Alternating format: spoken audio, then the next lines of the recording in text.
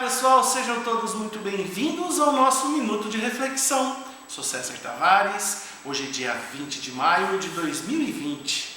Vamos bater mais um papinho hoje para o seu Evangelho no Lar? Hoje eu trouxe uma passagem muito bacana e ela cabe várias interpretações. E eu vou dividir com você a minha interpretação sobre essa passagem. É uma passagem lá do Evangelho de Lucas.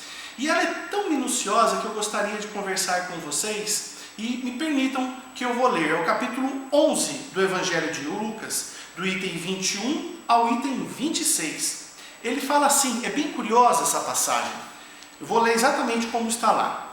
Quando o valente, bem armado, guarda a sua própria casa, ficam em segurança todos os seus bens. Sobrevindo, porém, um outro mais valente do que ele, vence-o e tira-lhe a armadura que confiava e lhe divide os despojos.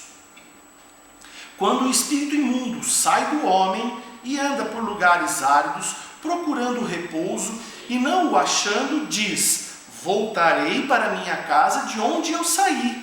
E tendo voltado, encontra varrida e adornada. Então vai e leva consigo outros 7 espíritos piores do que ele. E entrando assim, habitam ali. E o último estado daquele homem se torna pior do que o primeiro.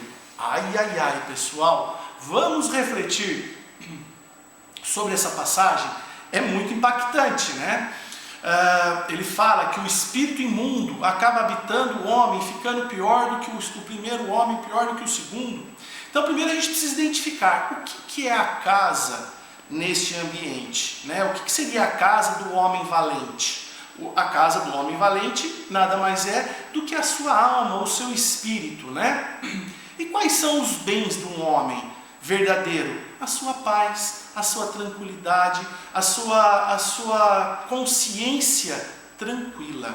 Eu acho que isso seria o seu maior bem. Quem que à noite, quando não consegue dormir, se sente bem? Eu acho que o homem verdadeiramente feliz é aquele que tem, ao longo de um dia, a condição de repousar em tranquilidade.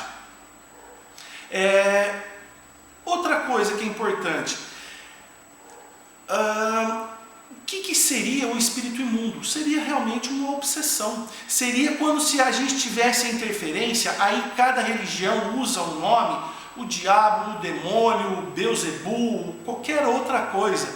Mas esses seriam a interferência. Então, quando você pede ajuda para alguém, você não está se sentindo bem e acaba indo num centro espírita ou conversar com um padre ou conversar com um pastor e pedir uma prece para que você se cure, para que você resolva as suas aflições, que você não consegue arrumar emprego, você não consegue se curar da doença, não importa qual seja a sua aflição, você vai no meio religioso pedir essa ajuda. E você recebe, muitas vezes você fica num estado melhor do que antes. Mas a pergunta é, o que você está fazendo de manutenção para que essa benfeitoria que você foi pedir continue? É este o pulo do gato. Ao meu ver, essa parábola está falando exatamente sobre isso.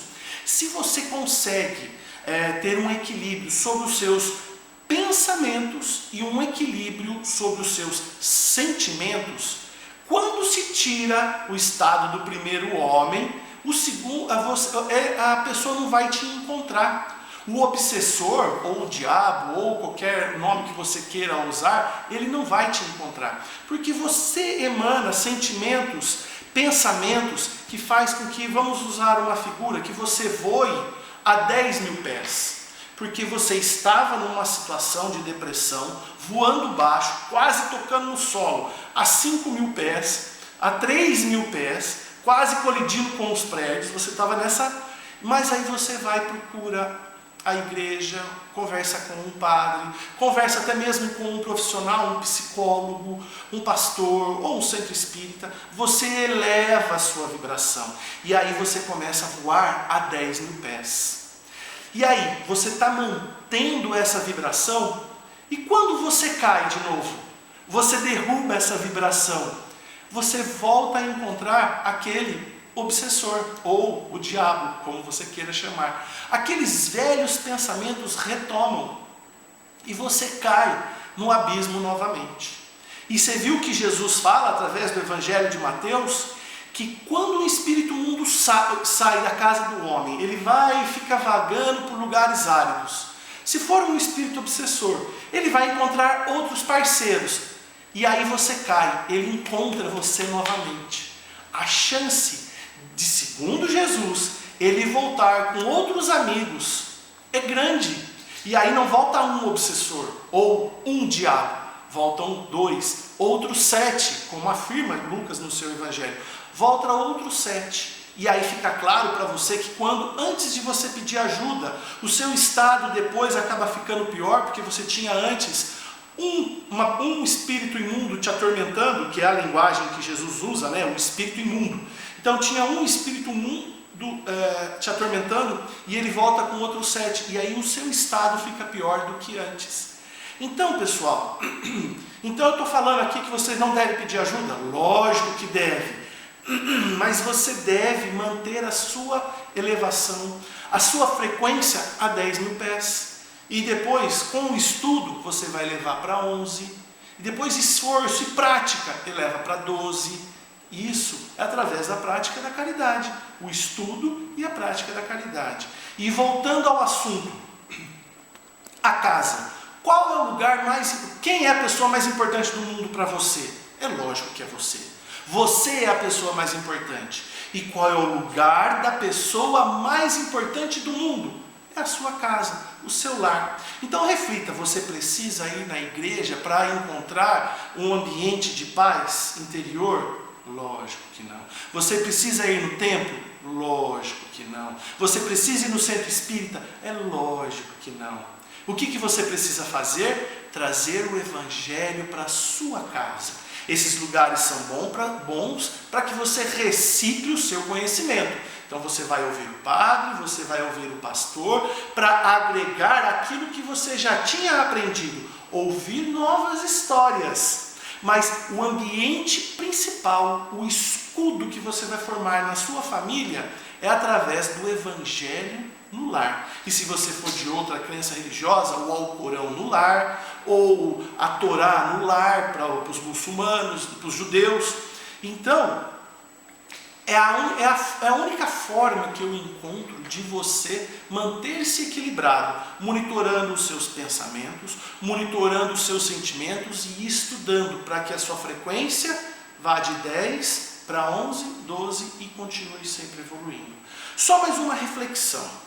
Eu queria ver com vocês. Vamos supor que na casa de vocês, uma mãe aflita está com um filho, por exemplo, com uma dependência química. Essa mãe está muito aflita, ela quer ajudar o filho, mas o filho não quer saber. Até nesse momento de quarentena, ele sai porque a fissura, a necessidade pela droga o atormenta. E ele não quer ajuda, ele quer continuar, ele não quer, diferentemente daqueles que querem. Se uma mãe vai e pede para que seja feito um trabalho para tirar o espírito imundo, é tirado o espírito imundo desse filho. Mas a chance desse espírito imundo voltar é muito grande com outros 7. E aí essa mãe fica num dilema. Eu peço ajuda para o meu filho ou não peço ajuda para o meu filho? Eu entendo que a melhor coisa que uma mãe pode fazer é amando, respeitando, agindo com exemplos e orando. É a melhor ferramenta que você tem para com aquela pessoa o qual você ama, que não quer ajuda.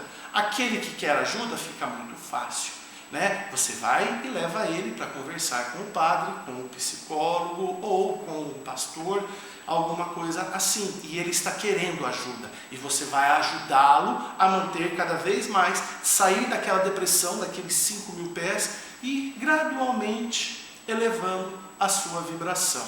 Tá joia? É essa reflexão sobre esse tema. É um tema muito delicado, tem outras pessoas que têm outras interpretações, mas o meu objetivo é exatamente isso. Minutos de reflexão, para que você tenha a sua reflexão e que ninguém, mas ninguém faça a sua cabeça. Tá joia? E você, por si só, desenvolva o seu modo de pensar. Um beijo no coração de todos e até o próximo vídeo!